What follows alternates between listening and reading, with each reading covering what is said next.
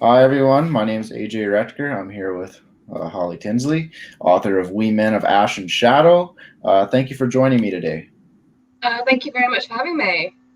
So, for those who are watching at home and don't know what your book's about, what's a quick, like, little elevator pitch to Okay, describe your I've book? been I've been practicing this. I'm trying to get better at it. So, yeah, We Men of Ash and Shadow. It is a gaslamp grimdark fantasy. It follows a character called John Vanguard through this kind of really corrupt, criminally run city where he is working as a mercenary. And during the course of his work, he meets a young guy called Taran, who is a aristocrats falling on hard times, and they kind of start this mentor mentee relationship. And as they go along, Vanguard discovers all these secrets about the city and the people that run it, and it looks very much like they're heading towards a revolution. So it's kind of his journey along the way. And it's been described as being Gangs of New York meets Assassin's Creed meets Peaky Blinders. So yeah, that's the elevator pitch. Nice.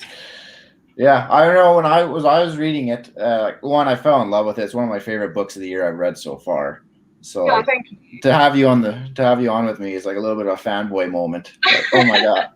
But I got serious Dexter vibes, like the TV show Dexter, and I was Yeah. just like, oh, I don't want to give anything away, so I'll just leave it at that. But yeah, definitely Peaky Blinders and Assassin's Creed are in there too.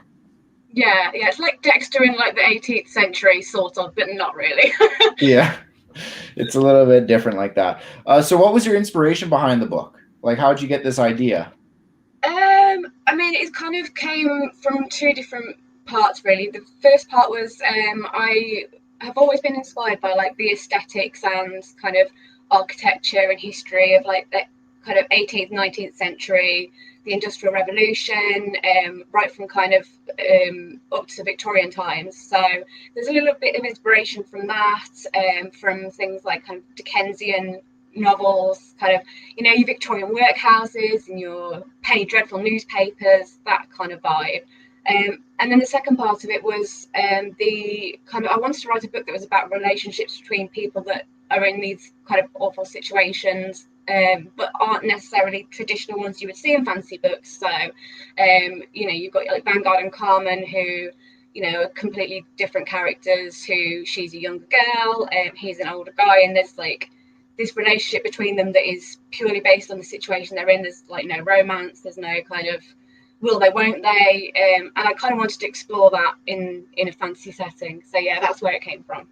Nice. Yeah, I did enjoy the relationships, and that there's no really, like, I guess, love triangle, which I find is such a trope in fantasy, and like it's nice and refreshing now that, like, because before I became an author, I didn't realize that there was like self-published authors, and I didn't really do any digging. I just got whatever was on the shelf, and I was getting sick of it. So now that I'm an author, I'm discovering all these other authors like you and Sean Crow and Jacob Sanix, all these people who are doing amazing things self-published, and they're getting rid of these tropes, and I just love it.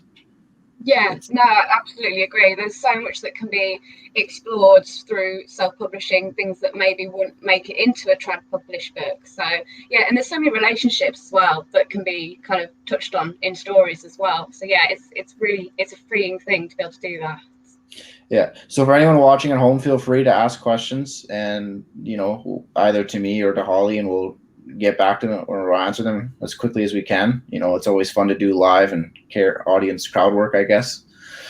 It's a little bit nerve wracking though, so we'll try our Yeah, best. shaking. Shaking. So what's your writing process like? I mean, it's kind of chaos, to be perfectly honest with you. I've tried so hard to, stick to a schedule and to make myself more organised, but honestly, that's just not the kind of writer that I am, and I'm probably never going to be. So, yeah, I'm 100% a pantser, which I apparently got told the other day. Not everyone knows what pantsers are, so Yeah, I'm so for not sure. people that don't know, you have plotters and pantsers. So plotters will organise everything before writing it. So they'll have like an idea of chapters, where people are going to go, what characters are going to do, and then pantsers are people who fly by the seat of their pants and just write it as it comes out of like their heads and then sort it all out afterwards. So yeah, I am the second one, and I'm definitely the write it as it comes kind of person. Yeah, I'm the same way. I know the one lady I working with, Sky. She's kind of like my mentor in writing, and we connected online via Reddit. And she's just like, "How do you not plot anything?" I'm like, "I don't know. I write it and it comes out of my head, and this is what we get sometimes." Yeah, yeah, definitely. I mean, I will go through and kind of, as I'm doing it, I will put in kind of marker points and things like that, so I know, like, especially in terms of like where people are geographically or like timelines and things, just so that I don't get lost. Yes. But you know, in terms of making an actual plan, tried doing that, and I just like ignored it after about 3 pages, and it just went where it went. So Yeah. It's more fun that way. Like I hated, like I tried it too, and it wasn't fun that I have to stick to this kind of like rubric of where I want to go. It's just, if I want to take it out to left field, I can, and it's just a yeah, lot more fun. yeah. Although That's I don't know about you, but I find that then when you get to the editing part of it, there's an awful lot of having to go like back 10, 15 pages to work out what you were actually talking about, you know, in the last chapter. That happens to me a lot. Yeah. My biggest like crux or like Achilles heel when I'm writing is timelines. I'm so bad at like when time has passed, because like I'll write, oh, it's been a few weeks, and then I scroll back, and when I'm editing, I'm like, oh, it's only been like 2 days. Yeah. Oh boy. Yeah, definitely. I don't know if you have the same as well, but with the kinds of time periods, I mean, obviously I know that you're kind of, it's medievally, that kind of era, because everything's done like by cart or ship or on foot. Like I have to be so careful with these characters because they're moving from place to place, and you know, if I was going to jump in the car and go, it would be like, you know, 40 minutes. But for these characters, I've got to make sure they're spending, you know, several hours getting to these places before I can continue with the story. Yeah, it's pacing and timing is so hard, and I think it's a very underappreciated part of writing.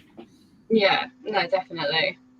So, what do you do when you're not writing awesome grimdark fantasies? I mean, to be honest, I think the really boring answer is that I spend a lot of time writing other things.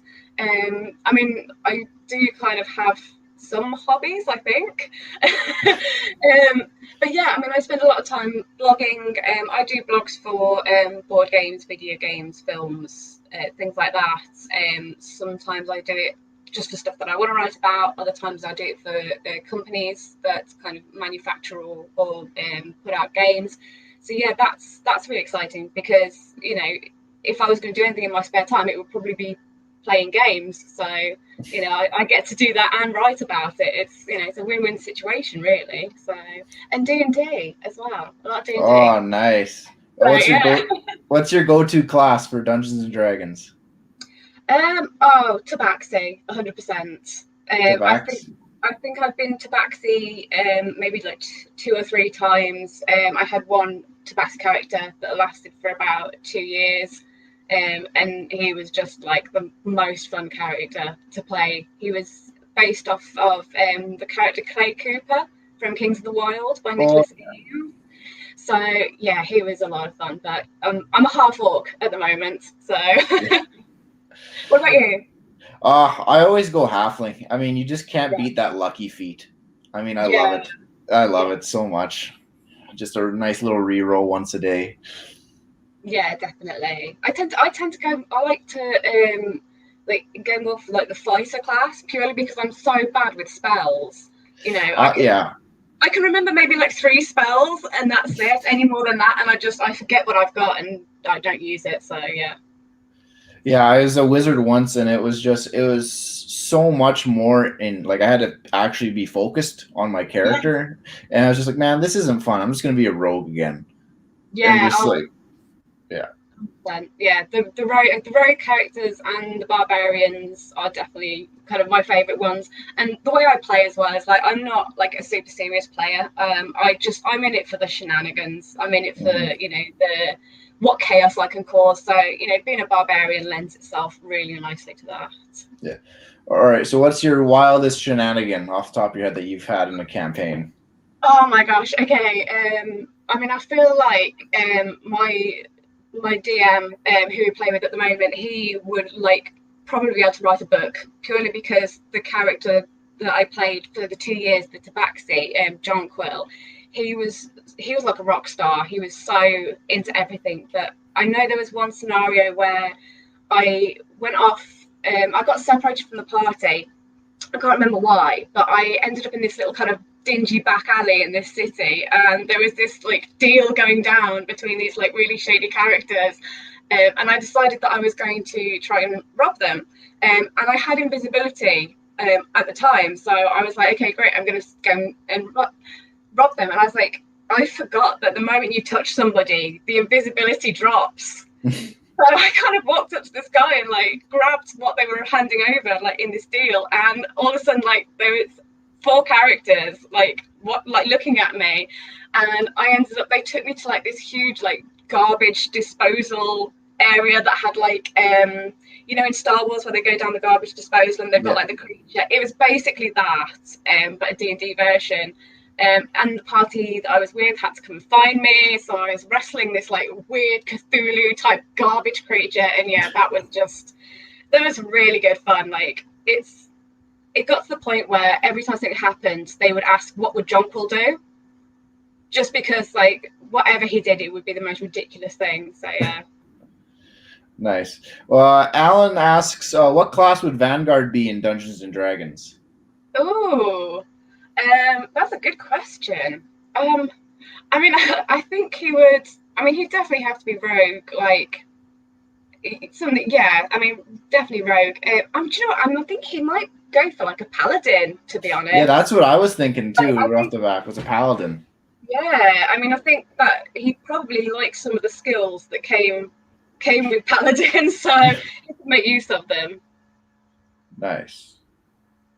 Paladin and rogue. You don't see that multi-class too often. No, so like yeah, it'd be interesting to see. What would Mario be? Oh man, he'd probably just be a classic fighter or like a paladin, because he's at least in the start of the book. I don't know how far you are in Oathbreaker, so I don't want to spoil anything, but he's definitely at the beginning of the book. I guess struck to what has been taught and like by the book type of guy, and I think that's textbook paladin. Yeah. I've got about 20 pages, I think, left to go. Oh wow! I do you know I thought I was going to finish it the other day, and I did the cardinal sin of reading. Is like I took it like up to bed with me, and I started reading it, and I woke up the next morning, and I was like, I looked at where I was, and I was like, I don't remember any of this, so I had to kind of go back and do a reread. So, but yeah, I shouldn't read when I'm falling asleep. It's bad. Yeah, well, I know where I work right now. I have a chance to read at work, and I hammered out Wee Man of Ash and Shadow in an 8-hour shift, which is unreal for me. Wow. Yeah, like I don't read. I'm a slow reader, and I was just like flipping through the pages. I was like, this isn't a great book.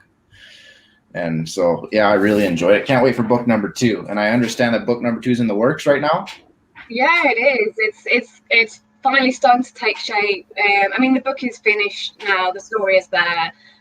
We're kind of at the later stages of editing. So I actually had a text message off my editor about 2 days ago just to make sure that I was actually still alive and still working, because she's been waiting that long for it now. So yeah, I'm hoping it's kind of, I can see the end in sight now. Yeah. I can click and show these comments. Nice. I didn't know that. Ah, cool. So, okay. Mustachio. I'm not gonna pronounce that one right. I'm pretty sure I know who that is. I do not. So, well, I'm glad that you know who's going on. But yeah, I mean, Mario might be that, or John Vanguard might be that too. They're kind of similar characters in terms of how they, not in the personality or anything like that, but in terms of how they conduct their business, I guess. And I guess fighting style, they're both semi-similar in that way. And then Brianna asked, Holly, how's your kiddo's reading adventures going? Then, well, you know what, I would love to say they're going really well, but he's just started college, and he's a teenager. He's off with his friends and he's doing all these things, but yeah, he's he started reading kind of like horror, fantasy. He's big into like the horror genre, but he's more of a films kind of a guy than a books guy. So, but yeah, I'll keep trying with the books and see if I can get him to read a few. So he enjoyed the last one I bought him, which was Lacey Connolly, which was Ritual of Flesh. Oh, Flesh. Yeah, Never, that's a I can never that's a good remember series. where they are. So. Yeah, I know. Me too. I always like, which one's the first one? Which one's the sequel?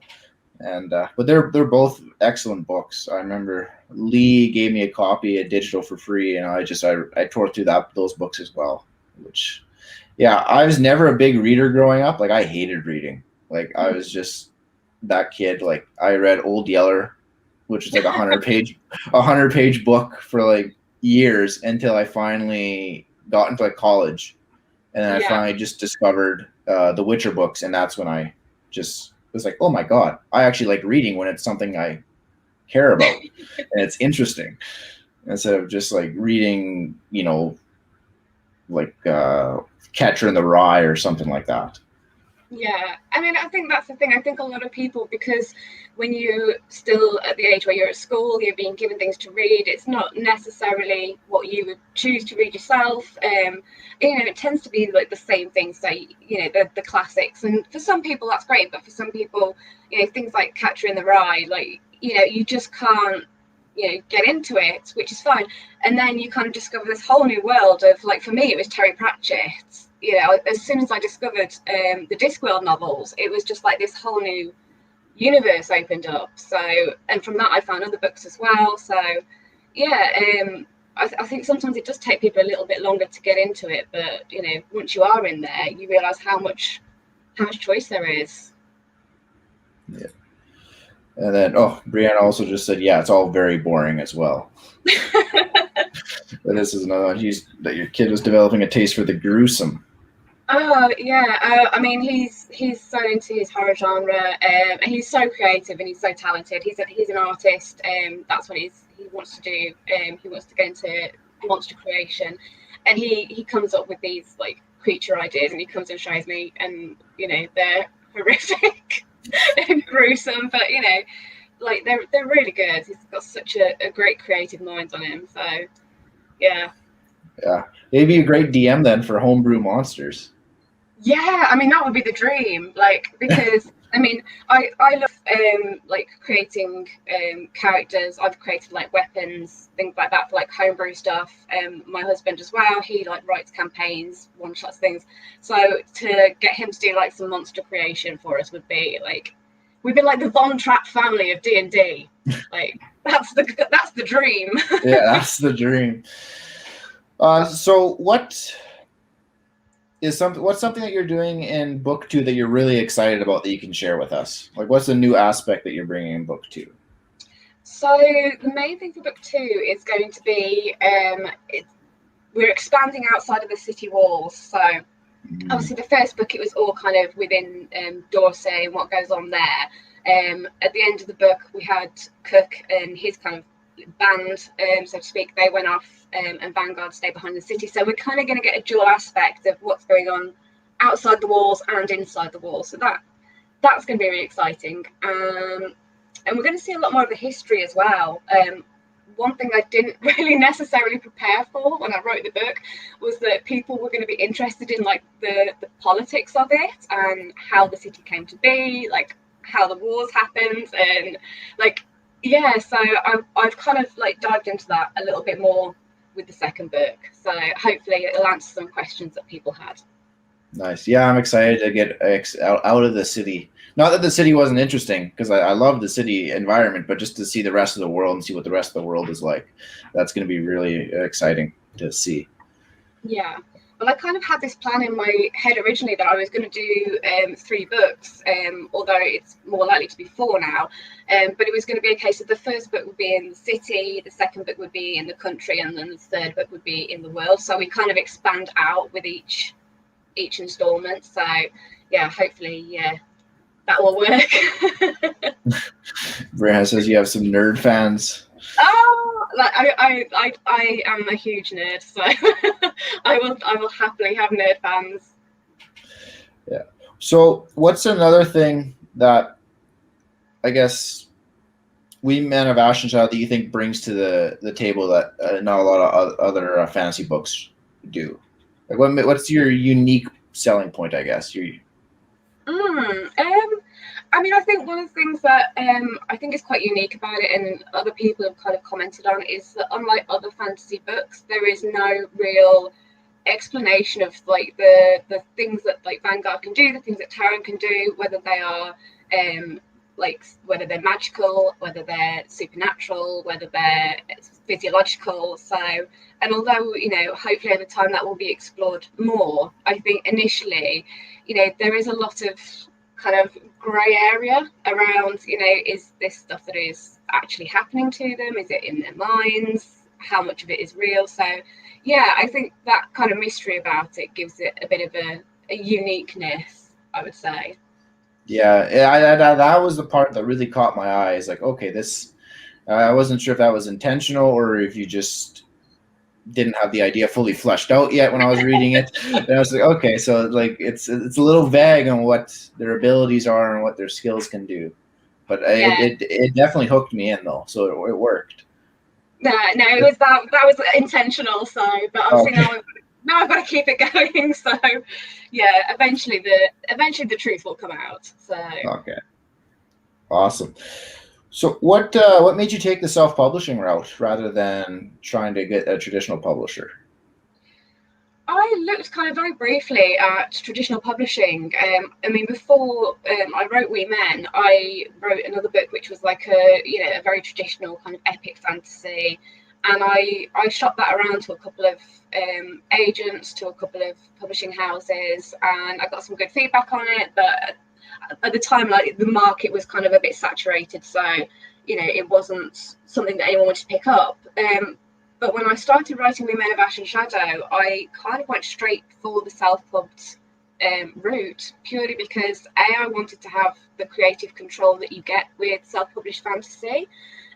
But also by that point as well, I'd had a lot more exposure to the self-published industry and come to realise just, what it is and what it's grown to be. So, you look at self-published fantasy and just self-pub work in general compared to like a couple of years ago when it wasn't something anyone had heard of, and there's so much scope now for fantastic authors and for creative license. It's not what it used to be. It's an absolutely fantastic way to get into writing and into publishing if you want to do it your own way. So yeah, it was never a question for me. I mean, obviously I know you had a very different experience with your book.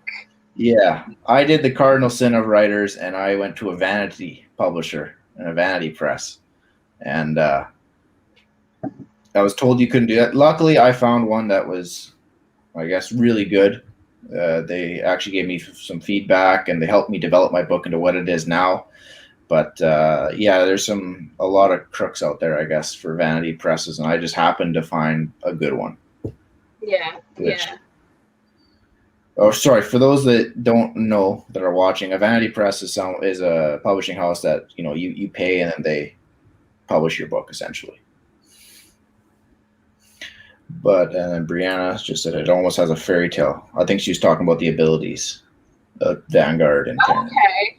Yeah, that's cool. I don't know if he would like particularly think of himself as being fairy-like, but so yeah, no, that's cool. So another, yeah. So another question is that if you could co-author a book with someone, who would it be? Oh, do you know what? I watched your chat that you did with Zamal Akhtar a Yeah. couple of weeks ago, and you asked this question, and I like ever since then I've been trying to think like would I A, co-author something, and B, who would it be with? I think I would love to like collaborate on something, whether it would be co-authoring a novel, I don't know. Just because I have a tendency to maybe be a bit neurotic about things. So I don't know if I would be the easiest person to work with. But I mean, just to go back to like kind of D&D like scenario, I would love to write like a campaign or like games and just have like loads of self-published authors just get involved and like create different elements of aspects of it. Because I think so many people have so many different things to bring to it. You know, like you've got we've talked about Lucy Connolly, like his descriptions of his worlds are just so detailed and just so incredibly vivid. You know, I think he would just be fantastic. Jacob Sanix, he does excellent characters.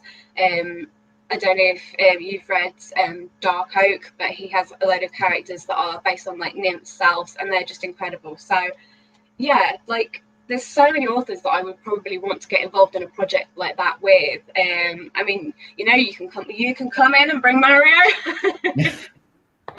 Get him to come and chop a few limbs off. So yeah, something like that would be really fun. I mean, if we're going to go into the realms of like absolute fantasy, I would love to collaborate on something with either Pete McLean or Nicholas Eames, just because both of them, like personality-wise, I love the way they write. I love their books, but just like for who they are and like you see them on social media, I just think they would be fantastic fun to work with. So, what about you? Oh, mine would definitely be Sapkowski. He is my He is my hero. He is just if he came up to me, he's like, "Hey, I would like you to like even have any input on my next book." I would jump at the opportunity. I'm like, "Yeah, I'm on a plane to Poland today. Like, I'm going. I'm gonna go see." But yeah, what? So I'm gonna ask a little bit of a selfish question because I'm dying to know. Who is your favorite character so far in Oathbreaker? Oh my gosh, that is a good question. Do you know what? I'm gonna give like an honest answer here, but it's probably not one that's like an expected one. And I feel really bad because I can't actually remember the character's name because my head has gone blank. But right at the beginning of the book, when Mario is at the college and he's with his kind of mentors, and you've got the guy that is like really kind of the handsome, like, you know, the knight that you see on the front covers of like novels and things like that, who, like, his name really escapes me, but I just remember he had like long gold flowing hair. And I remember I was reading it and I got to the part where I think Mario goes to the stable to get his horse because he's about to leave and go to find his first quest, and the mentor character is waiting for him there, and they have this kind of interaction. And I think it was the part that you wrote where he's standing at the stable door and he's holding like the stallion, like waiting for him, and like the wind is blowing his golden hair, and it was just like literally I was like giddy with joy at that point, because I was like, this is absolutely 100% like old school like D&D style fantasy. And I was like, I 100% would like see that character in a game, like a campaign that I play. So that probably was like my favorite thing, which I know it's only like a small part of it, but it was just so like, yeah, on the mark for me. That was great. It's bad that I'm forgetting his name. Like I'm like trying to think of it as you're talking, like, I don't remember that character's name. That's really bad. I'm the author. I should probably know that. It's bad though, because it's when you're doing things like this and people ask you questions and your mind just goes completely blank, and then later on you just think, oh god, I should have known that. So, yeah. But yeah, well, I'm looking forward to seeing how it pans out. Like, I have a few theories, but you know, I'll see if I'm right. Alan asked a question here. I'll pop it up. Are you very much just in the Vanguard mindset at the moment, or do you have ideas for other series that tempt you to start working on new projects simultaneously? Will you stick with Gaslamp? I have too many ideas. I think that's the problem. I mean, Gaslamp for me is probably the genre, the style that I feel most drawn to. So, and I think my kind of style of prose, my style of writing suits that kind of era. I would love to do something in other kind of eras. I would like to do something that is based in kind of very early like Renaissance style period. So kind of your you know, I don't know, grim, dark, Leonardo da Vinci, like, I don't know, I haven't thought this through, you can probably tell. So. But I love that whole time period of like kind of your Italian like painters and your Michelangelos and Sistine Chapels and the Vatican and like everything that was going on in that time. So I'd love to do something like that. Like, would you do something like, because obviously Oathbreaker is very kind of medieval, Mm-hmm. like to my mind anyway. Would you do something in another time period? Oh, for sure. Actually, your book, We Men of Ash and Shadow, was sparked an idea in my head to write Oh, like kind of like an urban fantasy type book, and I was like, oh, and I might try that. And but like, sadly, that means I'm gonna have to push because I think that book is gonna be super strong. So that means I'm like, I don't know, like for my work ethic, I just bounce from project to project. So maybe the Oathbreaker sequel will take a city in the back burner. Or maybe I'll get to it after my current project, but I don't know. I'm kind of all over the place too. yeah, no, I 100% relate to that. And I think that is one of the dangers of writing as well, is that you get an idea and then something else gets put to the back burner, and then you just, I think, yeah, I'm trying to be really disciplined with myself at the moment and like not commit myself to too many projects at the minute, at least until after the second book. Then after that I might do something else, we'll see. So, do you have a background in writing, or like, do you have any formal training whatsoever, or are you just kind of like, I wanted to write this book, and I love writing, and then that just went from there? I literally no training in writing whatsoever. I mean, I'm sure plenty of people could probably tell. But I mean, I wrote kind of when I was younger, at school age, and I had a lot of fun with it, and I enjoyed kind of writing little kind of short stories and things. And then I had a really long break. I stopped. I mean, I stopped reading. I stopped writing for several years. I just couldn't get into the right headspace for it, and I think maybe 4 or 5 years ago I started blogging, and that was kind of my start in writing. So yeah, for me it was never like I never knew I was going to do this. It wasn't like a lifelong plan. It was something that I always loved, was always something I enjoyed doing. But yeah, my first book I wrote was purely because I lost my job at the time, and I really didn't want to get another one. So I was like, I've always wanted to write a book. I've got this free time. I'm just going to give it a go. And I wrote my first book, and then I wrote two more after that, and then I wrote Women of Ash and Shadow as my fourth one. So yeah, kind of jumped in headlong, really. Yeah. Brianna has asked, did I read somewhere that you were a vet? Does that influence your voice? And I'm going to assume that she means, is this like a vet as in someone who cures animals, or a vet as in a veteran? So I'm going to assume it's veteran. No. Personally, I've not had any kind of experience like that. I come from a very kind of military family, so a lot of my family history is based around kind of service and people who have been in various service, so like naval and like army, things like that. My dad is a really kind of, I forget the word now for someone who looks at family history, but yeah, that guy. And he wrote a book about our family history, going all the way back to, I mean, as early as it's possible for records to go. It took him years to do, but there was a lot that I drew on from people like that I'm related to, and also friends that I have, who've been in those situations. So yeah, and I mean, hopefully, I did the kind of subjects that the book touches on justice. I would hope so, anyway. Right. And I think that's such a tough thing for authors to do. I know I struggled with it with some of the subject matters in Oathbreaker, is just doing certain things justice to the people who experience it in real life. And like, that was something I struggled with. And then, it's such a hard thing. And I feel like it's something that you might just get crucified for. At least that's what I'm worried about, is that if you don't do it justice, people are going to crucify you. And you're like, oh my God. I didn't want to do that. Yeah, that's it. And I think, even when you have like the intentions to do right by it, it is such an emotive thing for a lot of people. And I think, going back to what Brianna's just said about the being a vet, I think I know where that comes from. And I think that comes from the fact that I've been open about having PTSD before. So, I mean, that came from a different scenario.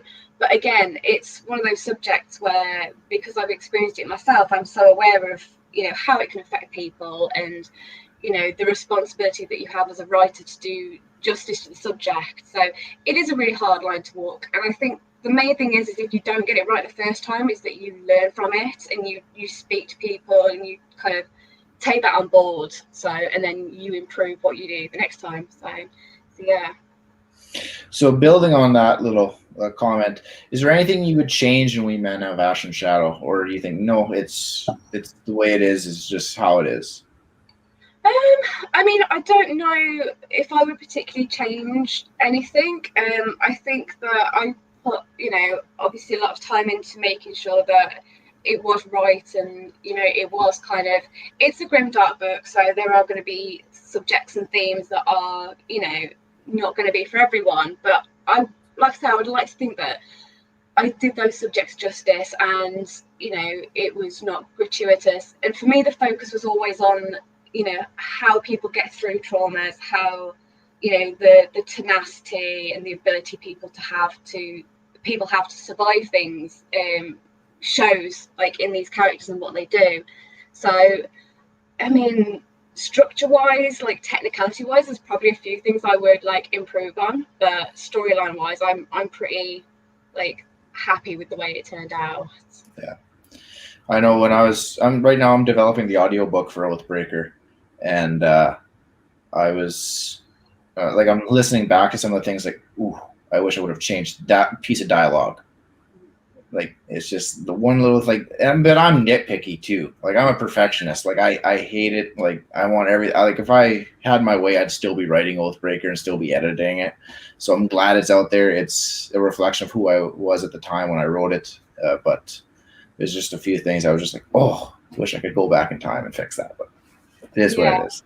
I think that's like every author is going to think that about like every work they do, and also this whole thing is like a journey as well. So I mean, the stuff that you look at your own work, and there's stuff that you would maybe want to change, but you get feedback from people, you hear what people are saying about it, and what one person really hates, another person really loves. So you can't tie your mind up in that mindset of like, oh, I need to keep changing this, I need to keep changing it, because you're just never going to please everybody. So you've got to get to that stage. Yeah, I know. Criticism's always been hard for me. Just like reading, I know on Goodreads I have some 2-star reviews and 3-star reviews. I'm just like, oh, so close to 4-star. Like there's some 1-stars that I'll just laugh at, because like I had one person message me on my website and it said, I didn't like your book because I don't like fantasy. And I'm just like, then why did you read it? Like, I mean, I love stuff like that. I mean, I kind of like, I like to kind of look through reviews of like other books and things sometimes, just to see like the things people say. But it's like you're gonna get your people that don't like what you do. You're gonna get your 1-star reviews, your 2-star reviews. I mean, I've had them. It's just what happens. That's the industry that we're in. And I think as long as you can take the constructive criticism and separate that from just like the well, I didn't like this book but I haven't explained why, then it's a good thing, because you use that, you get better, you filter out what you need from it, and it just makes you stronger as a writer. Exactly. Mustachio has another comment. How do you balance keeping the secondary characters well rounded without losing the sense of the protagonist as the main character? Oh, that's a good question. I mean, I think for me, I've never thought of any of my characters as secondary characters. I think that's the thing. And going back to what I said about, I wanted the whole book to be about relationships.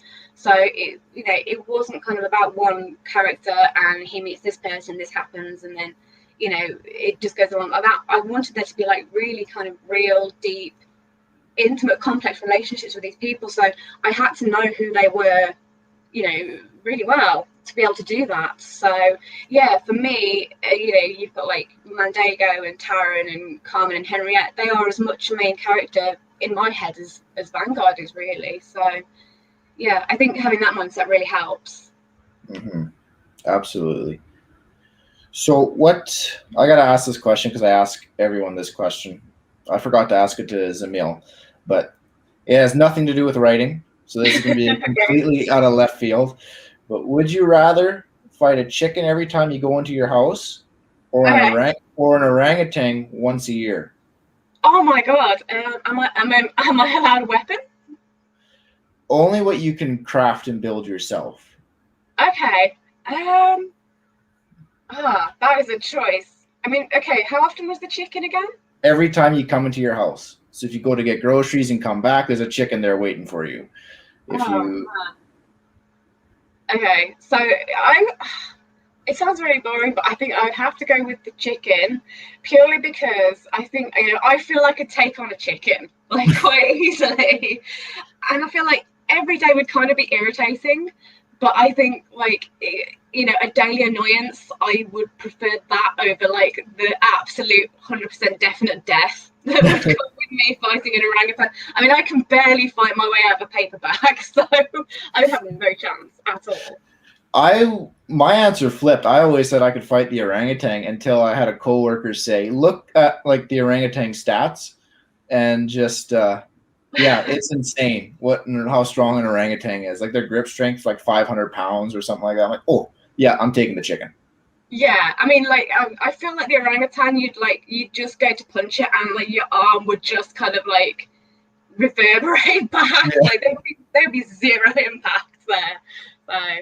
So take the Brianna says chicken or rooster, and then Mustachio also says chicken saves on shopping. That seems to be everyone's answer. You just have chicken, an excess of chicken every day. that's clearly the popular choice. So chicken or rooster. I mean, roosters they're pretty scary. So I don't know. I'd maybe have to reassess at that point. At that point, I don't know if a rooster's worse than an orangutan though. Yeah. Okay. Yeah. Definitely not. A rooster's definitely worse. So, how did you go about getting your cover done for We Men of Ash and Shadow? My cover was done by a local artist. I'm really fortunate in that all the people, well, I say most people, sorry, that worked with me on the book are all local to me. I've always kind of been involved in like creative circles where I live, like, so I know the theatre people, the music people, the writing people. So I'm really lucky I have access to like all these wonderful talents. And my cover artist is a guy called Luke Copsey. He does graphic novels. They're super amazing. He did one which was like the Matchstick Girl, which was incredible.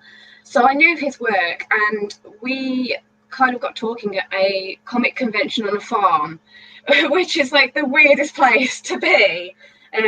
So yeah, that was a bit surreal. And yeah, we kind of got chatting about the book, and I asked if he would be interested in doing the cover for me. I sent him a couple of chapters, and I think he read the first 3 chapters, and then he sent me back the cover, which is literally the exact one that we used. So straight from the off, like he just pictured the world exactly as I wanted it. So yeah, it was a really good experience to work with him. He's so talented. Yeah, like the cover, it blew me away. I was just like, it immediately grabbed my eye, and you can tell it's a gas lamp or gaslight. I don't know which is the right terminology, but yeah, you could just tell. And I was like, oh, this is going to be different than my traditional fantasy that I'm used to reading. So that's part of the reason why I picked it up. Plus, it came highly recommended in that Facebook group that we're in for grimdark writers and readers. Yeah, love that. Love that group. They're great. So many good recommendations. I think like 90% of my TBR has come from that group now. Oh, I don't even like look on the bookstore. I just go to that group and be like, all right, someone give me a book recommendation. I need something to read. Yeah, definitely. Brianna said, do you have a book Bible? Sort of. I heard about the book Bible, and I thought it was a fantastic idea.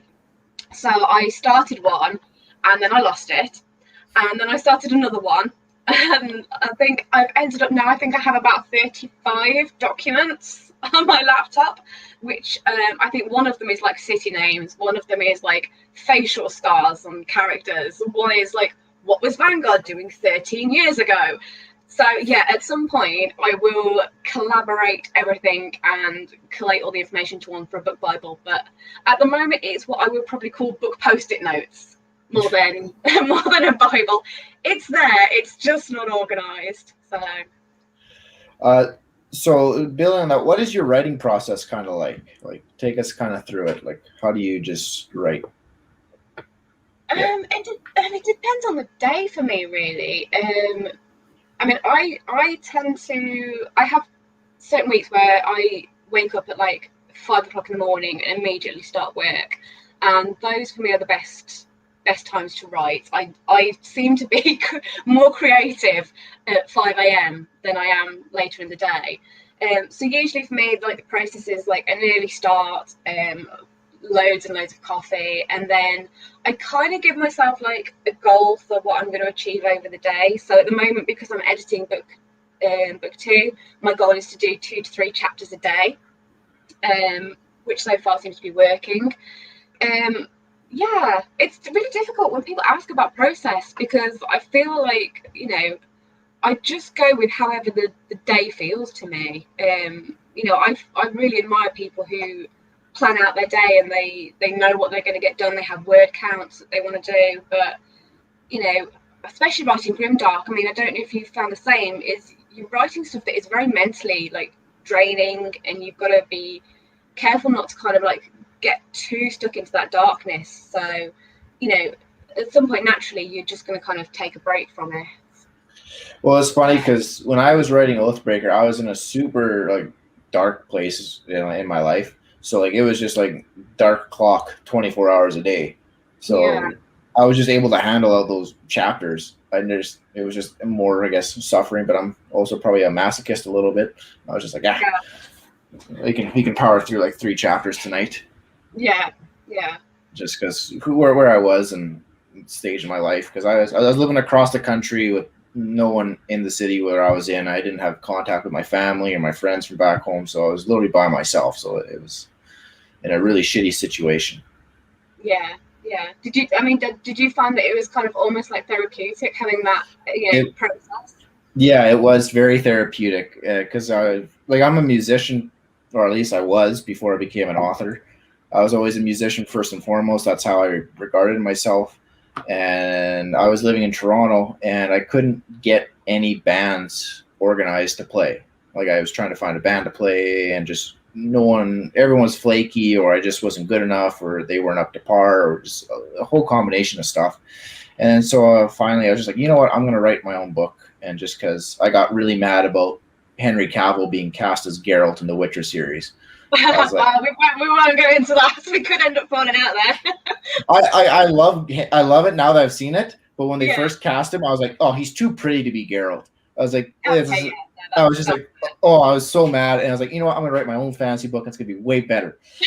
And that's kind of how Oathbreaker started. And now that I've seen it, like kind of Henry Cavill kind of put my foot in my mouth, and I was like, okay, he did a pretty kick-ass job. Yeah.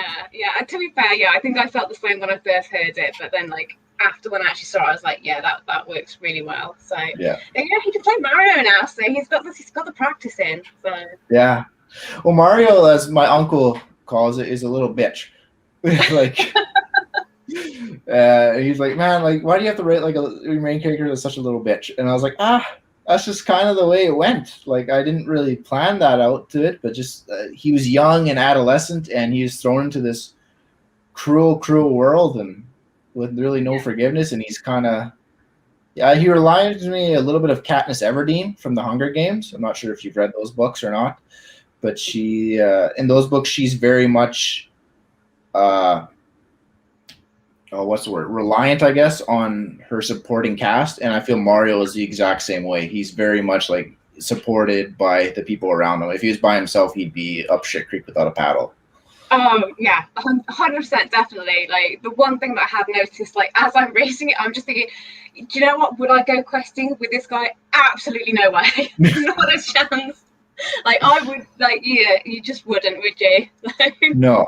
Poor Mario. Poor Mario. And Alan asks, who would play Vanguard in a movie? I would like to say, if I got the chance to cast him, Richard Dormer, who played Beric Dondarrion in Game of Thrones.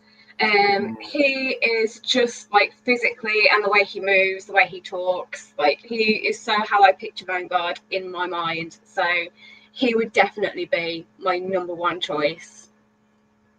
Who would play Mario apart from Henry Cavill, obviously? Yeah, for that's tough because when I was writing Oathbreaker, I didn't think anything. Like I didn't think this book was going to get published. I didn't think anything about it. So it's tough to say. It'd have to be someone young. But yeah, I don't know. I know who would play in my book that I'm working on now. I have a whole like cast list in my head, which is Right. kind of weird. But Yeah. I'm like, oh, I'll just hit these famous actors up and be like, hey, do you want to do a live adaptation of my book? I think, I mean, when I read like the first maybe the first like third of Oathbreaker, in my head, like I was very much picturing it like the kind of old school, like 80s, 90s fantasy movie. So I don't know if you ever saw Prince Valiant with Stephen Moyer in it. Like in my head, that's kind of how I envisioned Mario to look. So yeah, that would have been kind of like my idea for what he'd look like.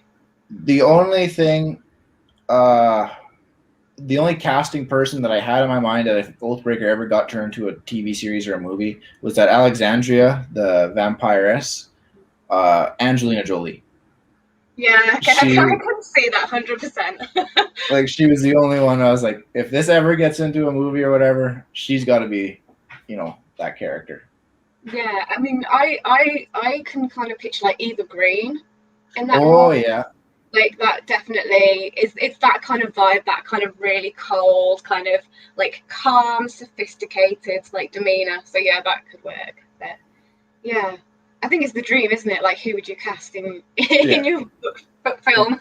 in your book, yeah, it's the number one fantasy for us authors. Yeah. It's so hard too because it just can divide an audience.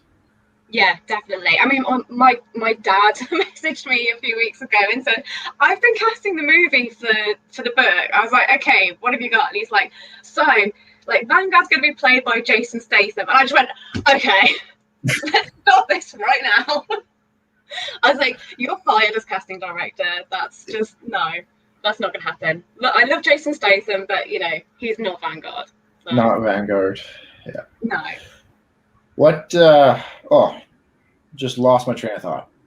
Just popped right out of my head. It happens.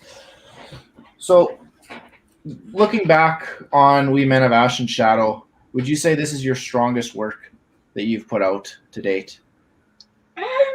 Honestly, I would like to think so. I think the stuff that I wrote before this was so different, and I love writing. It was so much fun, but like I said, it was very traditional fantasy. It was just like I stuffed every trope that I could think of into like a cannon and just fired them out over the page because I love a good trope, and I wrote the book because it is something that I would want to read.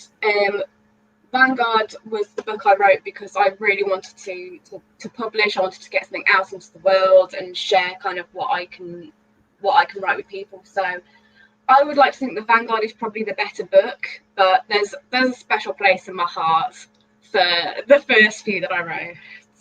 Definitely. So how did you come up with the title of We Men of Ash and Shadow? I noticed it was a dialogue tag in the book. So did you just find that, or was it something that you had planned that this is what the book's going to be called? No, the title came like really kind of late on. I had a few kind of options that I wanted to use, which were all kind of like either chapter titles or dialogue like in the book. But I wrote the conversation between Vanguard and Kirk, which is where the line comes from. I say I wrote it, I kind of made it up. I was walking the dog at the time and kind of making up this conversation on my phone, and I came out with the line about being We Men of Ash and Shadow, and I just thought, I was like, okay, then that's the title, definitely. It was there was no choice. I was like, that's it. That's it. Just the planets aligned and just a little light bulb, like nothing's going to top this. Yeah, that's it. The planets aligned, and like the dog kind of like looked at me and it was like, yes. So that didn't happen. Well, what kind of dog do you have? He's a rescue dog. We don't quite know what he is, but I guess I would say he's a collie shepherd. Okay. But he came from a shelter in Romania. So he's just so timid and shy and like sweet. So he's lovely. Yeah, I got to rescue myself. He's a pit bull we got from Arizona in the States. And Oh, just, yeah, he's the same way. Very timid, very shy, especially around men. It took him a long time to warm up to me, but now we're inseparable. yeah. Oh, bless. I love them. Love them to bits. I'd Oh, have yeah. so many dogs if I could. Oh, I know. It's just, right now I'm living in a basement suite, though, so it's a little tough to have like 3 or 4 dogs. Yeah, yeah, definitely. So, yeah, I'd just fill my entire house with animals if I could. I'm not allowed. I've asked, so I was told no. So, being a game person, what are your top 3 games? That could be either board games, video games, card games. What? Ooh. Um, I mean, I've got to say Assassin's Creed, the number one. Like, I know it, some people love it, some people hate it, but it's just, I draw so much inspiration from the Assassin's Creed, like franchise, like the series, like the characters. I just love it. Um, Second, I would say, I don't know if it's like a favorite one, but one that I've played a lot recently is, oh, I forget the name, but Eldritch Horror, Arkham Horror, I think. I'm so bad with remembering names. But it's kind of like a Gaslampy board game, but you're basically playing like different characters. So you've got like doctors, archaeologists, and you're going into like these museums and things, and basically fighting mummies and vampires, and I think Cthulhu's made an appearance a couple of times. So yeah, Eldritch Scrolls. I think no, that's not it. Do you know what? I'm going to go and have a look in a minute, and then I'm going to tweet. I'll tweet it for people so they know what I'm talking about. And then I love Divinity, Original Sin. Oh, yes. Like, I think because we play D&D probably, it was once a week. It's now going down to once a fortnight. So like for me, Divinity, like that really scratches that D&D itch. Mm-hmm. Like yeah, that's a good fun one. So awesome. Yeah, no, my games are The Witcher's obviously number one. The Wild, like I played the whole series. I loved it. I loved what CD Projekt Red's done. It's a love-hate relationship for number 2, but Settlers of Catan. okay, yeah. I've won 1 game and I've played about 40. I've only won once, so I for some reason I keep going back and playing it. But, yeah, that's it. Don't give up, man. You just got to keep going. It's got to happen. I'm turning this franchise around. And then yeah, number 3, I'm not sure what I would pick. Probably because I'm a basic dude, like the Call of Duty franchise. But that's because I'm a little bit of a basic bitch. So which Assassin's Creed? Like, is it like the Ezio Chronicles, or was it with Altair, or is it with the later characters, or is it all of them? I love all of them, like for different reasons. I mean, at the moment, I've just started playing Syndicate again, which is like the 3rd run through I've done on that one. Just because like Jacob Fry is just the most hilarious character. Like his whole thing with like the rooks and like the gangs, and yeah, I love that.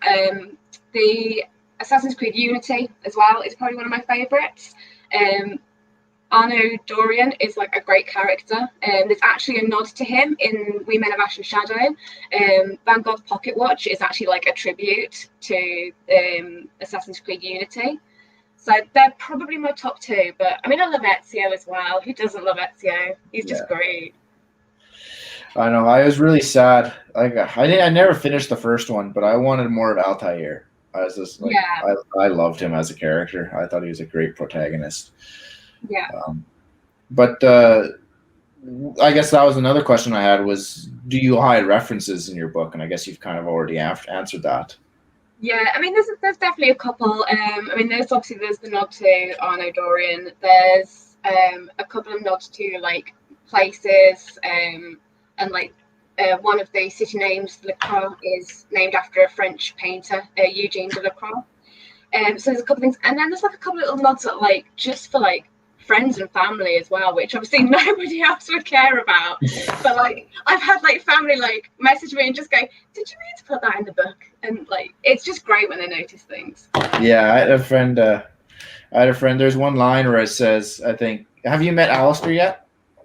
Yes.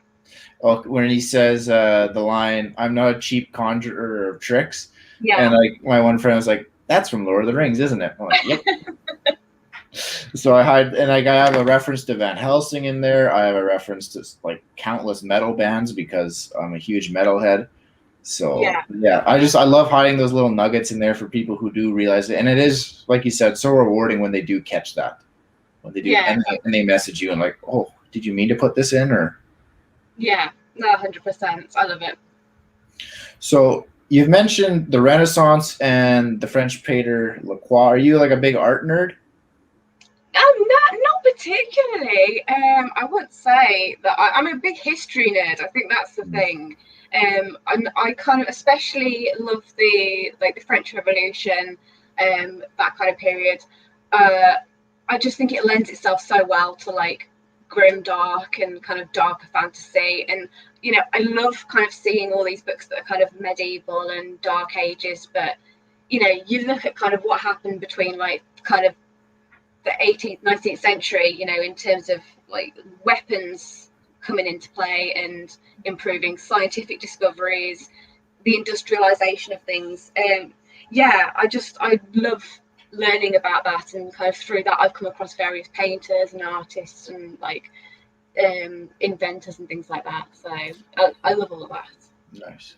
What would you say would be the grim darkest period in history? Um, I mean, I think it depends very much on A, how rich you are, and B, what connections you have. Because I think, you've got kind of your Victorian era, like that was a bad time to be poor. You've got your workhouses, your dysentery, your cholera, that's not ideal. But then you've got your earlier periods where everything was so, especially when it was very church orientated. So, like you'd be going about your business and then 5 minutes later you'd be in a war for God, and like you would have no choice. You'd literally have no idea what had just happened. There's just people running at you with swords and things. So yeah, I think every era has got its grim dark or dark elements. So For sure. I always think when someone asks me grim dark in history, I always think either the French Revolution or the Russian Revolution. To me, yeah, those were just big, like they leveled the playing field. Like it yeah, was like the poor said, enough of this shit, and just leveled the yeah, field with everyone. yeah, definitely.